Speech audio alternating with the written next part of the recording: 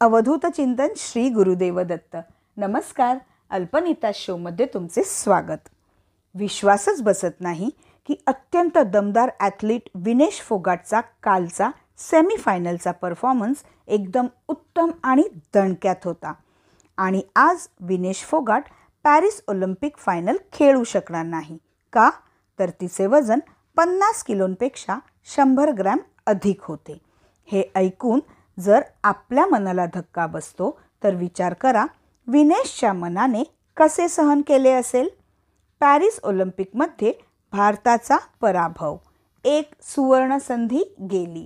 फक्त 100 ग्रॅम जास्त वजनामुळे विनेश फोगाट अपात्र ठरली. यावर अनेक चर्चा.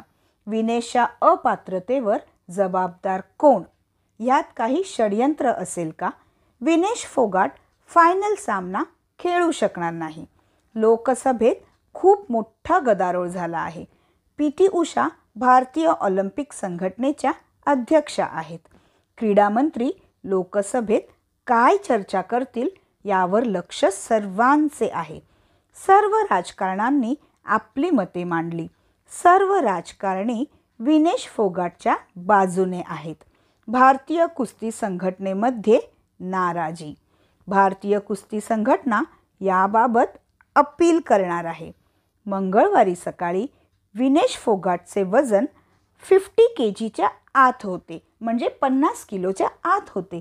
पॅरिस ऑलिम्पिक 2024मध्ये भारताला 4थे पदक निश्चित आहे असे वाटत असतानाच एक वाईट बातमी येऊन धडकली.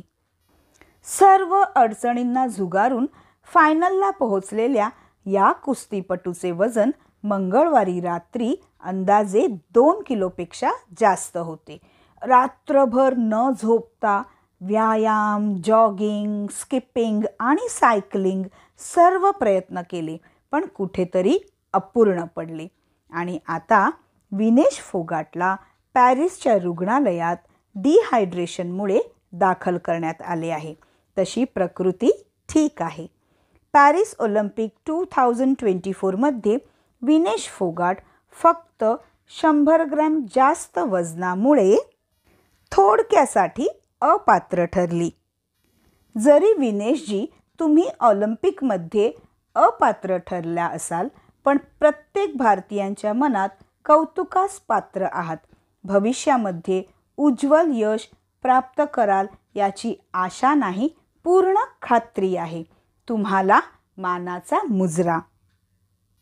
मित्रांनो, या व्हिडिओला लाईक करा, खूप शेअर करा आणि चॅनलला जर अजून सबस्क्राईब केले नसेल तर आत्ताच करा. शिवाय बेल आयकॉनसुद्धा प्रेस करा.